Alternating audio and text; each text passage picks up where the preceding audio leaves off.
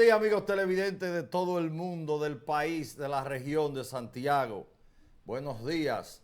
Aquí estamos Juan Bonilla, Marcos Martínez, para iniciar esta semana laboral, lunes 20 de junio 2022. Esto es Pasando Revista. Usted se entera de los titulares de actualidad y de las informaciones que vienen. Solo aquí, solo nosotros nos atrevemos. Buen día, Juan. Un fin de semana largo para ti. Desde el jueves. Muy largo el fin de semana. Largo. Saludos a los televidentes. Y muchas informaciones, una buena variedad en el día de hoy. Petro, ¿dónde está la cosa? Yo le dije a ustedes dos, ve, ¿a qué anda huyendo? Mira. El miércoles, que fue el último día de trabajo de nosotros en vivo, le dije, por esa puerta voy a salir con esta gorra, con el candidato Petro en las elecciones de domingo. Y el lunes cuando regrese, vengo con mi gorra, pero con el presidente electo de Colombia. Bueno, un enorme interés que causaron estas votaciones en segunda vuelta en Colombia. Es evidente que al final de la competencia, el candidato Gustavo Petro concitó mayores apoyos y sobre todo que hubo un gran desencanto al final con ese candidato, Rodolfo Hernández, pero era evidente que sumó más Gustavo Petro, buenos apoyos, en términos mediáticos, mejor manejo y un golpe, un nuevo golpe para Estados Unidos. Perder a Colombia ahora y se avecina el 2 de octubre para perder a Brasil. Es decir, que es un cuadro difícil que se le está presentando a Estados Unidos en este momento porque que se quiere obviar esa parte del resultado electoral de Colombia, pero el más duro revés político es precisamente para Estados Unidos. Bueno, Colombia, Petro sumó casi 3 millones de votos. Recordemos que en la primera vuelta sacó 8 millones y algo y ahora sacó 11, 200,000 y algo. Una diferencia, Rodolfo Hernández sacó 10 y algo. Petro le llevó 72,000 votos de diferencia. Lógicamente que el triunfo se lo dio a Petro dos condiciones que se expresaron el domingo en las elecciones de Colombia.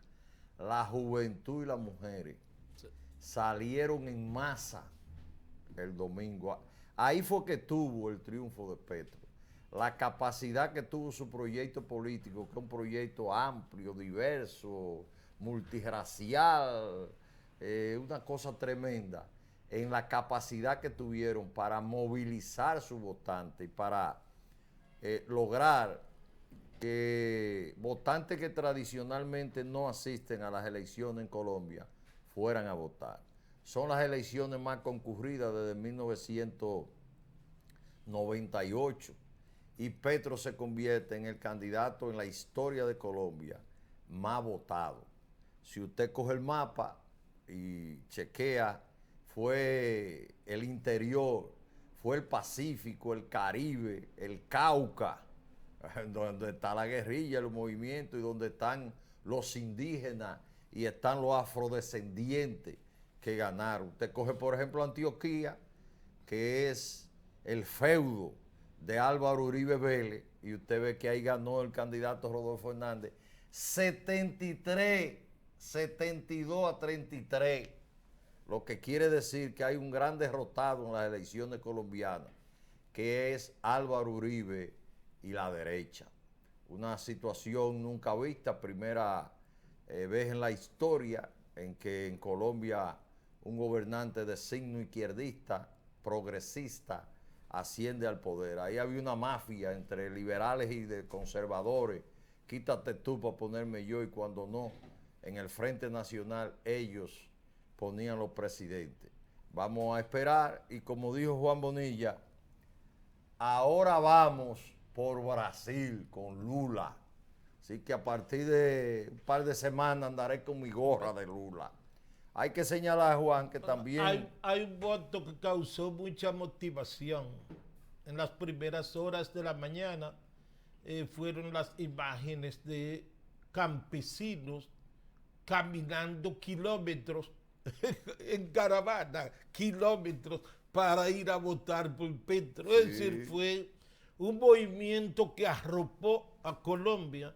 Ese voto, aunque no es mayoritario, la juventud y las mujeres en las ciudades acaparan la mayor cantidad, pero ese voto logró una motivación, sobre todo las imágenes que se difundían de personas en caballos, personas en ruletas. Óyeme, fue un movimiento que sorprendió, por eso se convierten en las elecciones más concurridas en la historia de Colombia, porque fue el país se unificó. Esos campesinos e indígenas no creen en las elecciones ni votaban, fueron motivados y fueron arrastrados a votar ahora. Hay que decir algo también.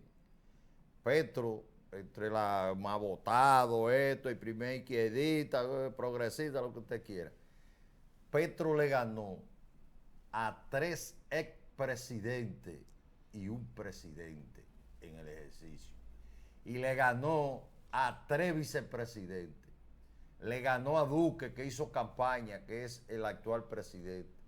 Le ganó al conservador Andrés Pastrana. Le ganó al liberal César Gaviria Trujillo. Y le ganó al derechista Álvaro Uribe Vélez. Le ganó a los 2 vicepresidentes de Juan Manuel Santos y a la actual vicepresidenta. Es decir, no es fácil lo que Petro hizo.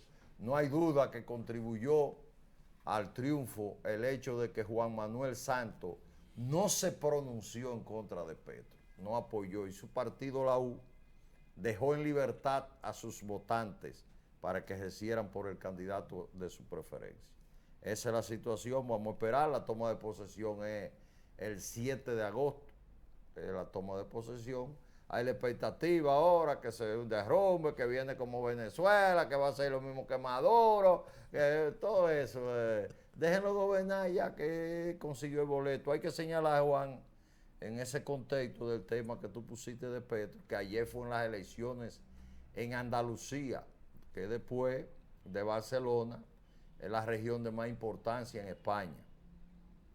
Y te digo, una región, Marco, no, es que esas elecciones marcaban el paso de lo que podría suceder en las próximas generales en España. Y sucedió que el Partido Popular, con Alberto Núñez Feijóo, que es el nuevo líder que sustituyó a Casado, simplemente arrasaron los populares en Andalucía. La mayoría absoluta son 55 de 109 escaños y sacaron 58. Eso hace una proyección de lo que pudiese pasar en el futuro electoralmente en España. Por otra parte, en Francia, pues, elecciones congresionales, segunda vuelta, Macron, el actual presidente, perdió la mayoría. Ahí hay un auge de la derecha, del Frente Nacional, con Marine Le Pen, que de 7 pasó a 100 diputados. Y la coalición de izquierda se llevó 149.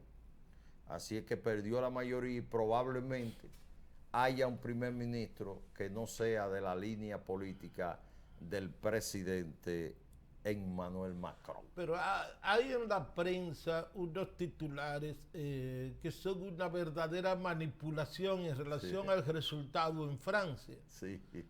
Francia gira a la derecha, pero resulta que la izquierda... América Latina a la izquierda y Europa a la derecha. La izquierda duplicó la cantidad de congresistas, claro. Y entonces los titulares son la derrota de Emmanuel Macron, pero resaltando que fue la derecha que ganó. ¿A dónde ganó la derecha? Pero Macron es de la derecha. Bueno, en la República Dominicana, una intervención del presidente Luis Abinader en la juramentación de las ratificadas, que la mayoría fueron ratificados, la entrega de certificados y juramentación de el equipo central del PRM encabezado por José Ignacio Paliza como presidente, Carolina Mejía como secretaria general. Y entonces lo más resaltante de esa actividad ha sido el encendido discurso del presidente Luis Abinader y sobre todo cómo arengó a la militancia a salir a las calles y se inicia el proceso. No mire atrás. Es la consigna que ha estado desde ese discurso promoviendo la militancia del PRM. Así es que, como decía Joaquín Balaguer, digo, mire para atrás. La suerte está echada, porque es difícil no mirar para atrás en estas situaciones, porque esas experiencias son precisamente las que ayudan, ¿verdad?, a que uno cada día sea más eficiente, sea más efectivo. Entonces, constantemente yo tengo que estar mirando para atrás para al menos copiar las cosas positivas, ¿verdad? Ser justo lo primero, dijo el Patricio. Y sucede que Juan Bonilla tiene las 2 últimas semanas, cuando entramos en algún análisis político, diciendo que el PRM tiene que movilizarse, que no veía el PRM activado, que había que activarse. Y entonces, ese llamado del presidente le da razón a Juan Bonilla en el planteamiento que está haciendo, porque el presidente lo que dijo, que salgan a la calle. No hay duda de que el líder superior del PRM es el presidente Luis Abinader. Ahora bien, lo que hemos sido cuadro político, lo que hemos sido dirigentes a un nivel de estructura política, sabemos que un partido político para movilizarse tienen que darse una serie de condiciones. No es porque usted lo diga y lo arengue, no es porque usted haga el llamado, tienen que darse condiciones específicas. Por ejemplo, la motivación de un partido en la oposición para movilizarse y salir a las calles no son la misma de un partido en el gobierno. Partido en la oposición con posibilidades de ganar tiene una motivación propia, espontánea, sola. El militante se motiva él solo y al toque de la corneta, ahí están esos militantes. Cuando un partido está en el gobierno, no es así. Yo no sé si están dadas las condiciones o si no están dadas las condiciones para que el PRM salga a las calles, como ha llamado el presidente Luis Abinader. Por ejemplo, y no era la competencia en los niveles medios y bajos de las estructuras del partido que podían movilizar y salir a la calle a esas estructuras del partido. Bueno, por ese incentivo y esa motivación y esa herramienta no está, porque han sido ratificados todas las estructuras desde arriba hacia abajo. ¿Tendrán esos dirigentes impuestos, ratificados, sin que hayan sido elegidos por el voto libérrimo de las bases que dirigen, capaces de salir ahora a movilizar esas bases? ¿Está conforme la estructura interna a niveles medios y bajos del PRM en términos de nombramiento para salir a movilizarse para las calles? ¿Están los dirigentes que supuestamente tienen que salir a movilizar a los dirigentes y a los militantes para la calle en condiciones de hacerlo frente a su base, a sus militantes que no han podido responderle con las aspiraciones de esos dirigentes de esa estructura partidaria? Yo no lo sé. Pero para poder movilizar al PRM, ese conjunto de cosas tienen que hacerse, tienen que darse, tienen esas condiciones que estar creadas, que estar dadas para poder movilizarlo. No basta con que el presidente, que es el líder, y que los dirigentes del partido quieran la reelección para que hoy esos dirigentes estén en la calle. ¿Cuál es el plan? ¿Cuál es la motivación para salir a las calles a movilizarse? Esa es una pregunta que yo la dejo en el aire porque no tengo la respuesta. No sé si están dadas las condiciones para esa movilización y no sé si no están dadas. Al menos el porcentaje que tiene participación en la administración pública, ese se moviliza, ¿verdad? Porque un partido del poder, luego de tantos años de su militancia, estar en la oposición, lo esencial es tener acceso, lo esencial es tener participación, es más, con mayor claridad, un empleo. Un empleo no, estar en la nómina. Es cierto. Estar en la nómina pública, esa es la realidad, sea con dominilla, sea con una extra, como usted quiera, pero esa militancia para estar motivada, esa es la parte esencial, porque, señores, 16 años consecutivos fuera del poder, y sobre todo la forma como esa militancia en el 2019-2020 se integró, óyeme, para lograr ese triunfo. Lo esencial es tener acceso. Entonces, te voy a leer, Marco, un párrafo de esto que se publicó el fin de semana. Ante los reclamos de funcionarios del gobierno que aseguran que no han tomado en cuenta a sus compañeros del PRM para ser designados en una posición en el Estado debido a las trabas y normas del Ministerio de Administración Pública, su titular, el licenciado Darío Castillo Lugo, se defendió y dejó muy mal parado a muchos funcionarios. Castillo informó que de agosto a la fecha en esa entidad solo han llegado 34,000 solicitudes de no adhesión de nuevas designaciones, con lo que desliga al Ministerio de Administración Pública de las versiones de que es el responsable de obstaculizar el nombramiento de nuevos servidores públicos, que hay un lío callado con muchos funcionarios que se quejan porque el Ministerio de Administración Pública ahora tiene que autorizar los nombramientos. Entonces Darío Castillo dice que eso es mentira, que en un año le han llegado 34,000.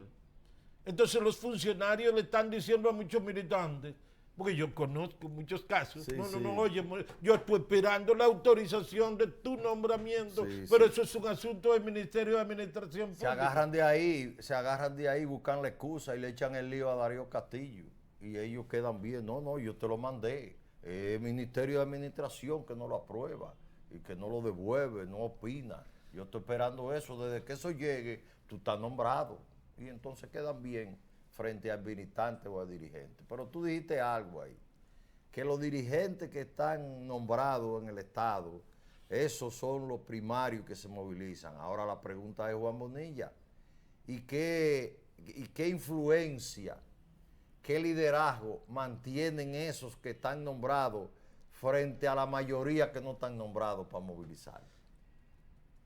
Esa es la pregunta, esa es la situación. No, pues, si la participación o estar en la nómina en este momento no llega a un 20 o 25% de la militancia, es evidente que solo ese 25% se va a movilizar. Se va a movilizar, es decir, es una situación difícil porque es que la militancia de los partidos es muy grande y entonces la cantidad de empleos es muy limitada. Esa es la realidad también. Por ejemplo, en una provincia como Santiago de los Caballeros, tú tienes 15 o 20 mil miembros en un partido y tú dispones de 2.000 o 3.000, 4.000, 5.000 empleos. Es decir, una situación muy difícil, pero es un grito de batalla del presidente Luis Abinader, que también plantea otras situaciones. Por ejemplo, es un grito de batalla reeleccionista, para que estemos claros. Claro, Ya sí, él lo claro, anunció. claro. La experiencia, y ahí tenemos que volver hacia atrás, hasta ahora ha sido que el presidente de la República, independientemente de que trabaje diariamente a favor de su repostulación y reelección, finalmente se toma un tiempo bien largo trabajando, Claro. motivando la militancia, satisfaciendo y solucionando muchos problemas y al final el que dice, aquí estoy. Claro, así es, eso es, ese es el proceso. Eso es lo que la experiencia enseña. Ahora hay otra lectura, Juan. Si el presidente llama al PRM que salga para la calle, el que tenga vetado.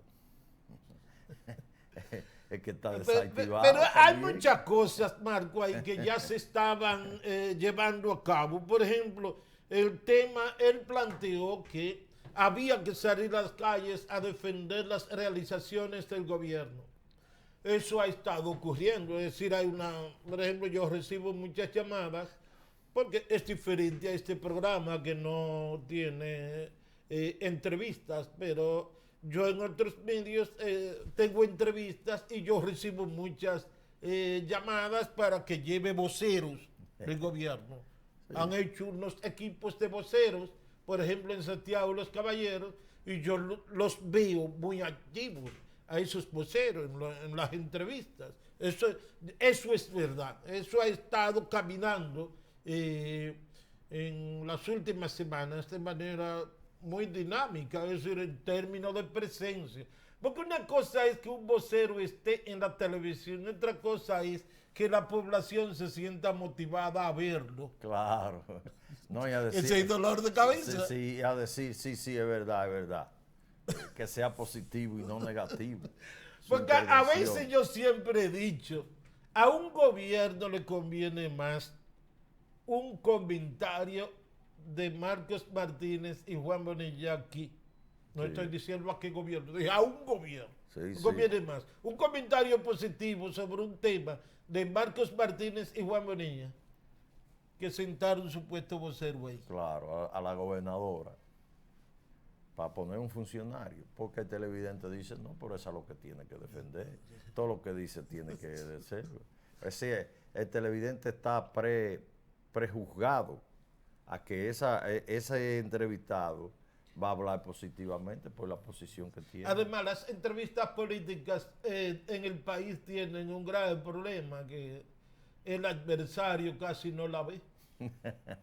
Es decir, una entrevista con un dirigente del PRM la ve el militante, muy militante. Sí, del PRM. Un PLDista, lo ven PLDista. Claro. Entonces, no estoy diciendo generalizado, sino que la mayoría de los que la ven son los que se sienten bien con lo que está diciendo el entrevistado. Pero finalmente sobre ese tema de mi parte, para el PRM salir a la calle y atender el llamado del presidente, hay un problemita que tienen que resolverlo, y es la ratificación de los dirigentes zonales, regionales, distritales, municipales y provinciales. Hasta que eso no se produzca en todo el país, porque esos dirigentes están esperando, viendo a ver cuál es la situación. Me van a ratificar, esta es la plancha de consenso, esta no es, fulano va, fulano no va, yo quiero estar en la directiva, no, que tú no cabes porque es la rectificación. Hasta que eso no se decida, no es verdad que van para la calle. Y ese proceso comenzó pero no ha terminado, y ese proceso se toma un par de meses. en realizarlo. Bueno, fue un duro discurso en contra de el expresidente Leonel Fernández y en contra del PLD. Eso sí, fue ráfagas lo que soltó el presidente Luis Abinader en ese aspecto. Por supuesto, si tú lees entre líneas, parece que la mayor andanada fue al expresidente Leonel Fernández, porque hasta el hombre del pasado, así se dirigió directo al expresidente Fernández. Entonces, repartió duro en contra de la oposición. Sí, sí, sí, volvió a tomar el tema de la corrupción y la impunidad. Wow. Pero eso demuestra que Leonel es el que está compitiendo. Eso no es malo para el presidente Leonel Fernández ni para la Fuerza del Pueblo. Que Luis enfoque a Leonel quiere decir que los números en la encuesta le dicen que ese es el hombre a vencer, que ese es el contendor. Entonces, desde ese punto de vista, sitúa a Leonel donde él quiere situarse. Esa es la realidad. Bueno, así es que ese es el tema del momento, el que acapara la atención del país. Ese es sorpresivo, porque fue algo sorpresivo e inesperado. Cogió a todo el mundo fuera de base el presidente Luis Abinader. Sí. Y se supone que los asesores internacionales, porque el liderazgo político esencial de la República Dominicana, yo no sé, pero tiene una confianza extraordinaria en los asesores internacionales. La mayoría de ellos viven desconectados de la realidad que vive el país, ¿verdad? O al menos, porque por ejemplo, yo siempre he dicho que la primera base de apoyo de un gobierno es el partido. Claro. Y que por tanto, tú lo primero que tienes que hacer es tener tu partido alegre, contento, claro, motivado. Alineado. Y a partir de ahí entonces tú lanzo la batalla. Para completar. Exacto. Salgo a recolectar. Entonces, pero los asesores internacionales le han dicho, parece el presidente Luis Abinader, esa es la línea a partir de este momento. Bueno, entonces Cueto, Ulises, Lucildo, Rosa Santo, Andrés Burgo, a la calle, a la calle. No, pero ellos están en las calles, te estoy diciendo. Salgan para los barrios. Ahora es para los barrios, movilizar la militancia. Porque una cosa es ir a los medios de comunicación, hacer una asamblea cerrada. No es eso. Esa no es la calle, que salgan ahora, que se presenten a los barrios. Que tú verás, ustedes verán. Porque otra cosa que tiene el PRM en contra, que sus funcionarios son a la vez los dirigentes. Si usted revisa a Joaquín Balaguer en su ejercicio, era un equilibrio. Si usted revisa el PLD también. Entonces, en el caso del PRM, las figuras del liderato son a la vez los que están en las instituciones. Andrés Burgo, Rosa Santos, Cueto. A barrios que no hay agua, no hay luz. Ya tú sabes lo que le espera. Vámonos con los titulares más destacados para este lunes, que es 20 de junio.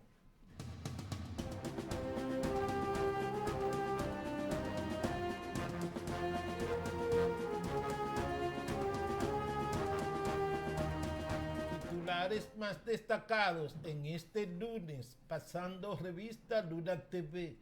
El expresidente de la Suprema Corte de Justicia, Jorge Subero Isa, acogen pedidos de fiscales por presiones mediáticas, ha dicho.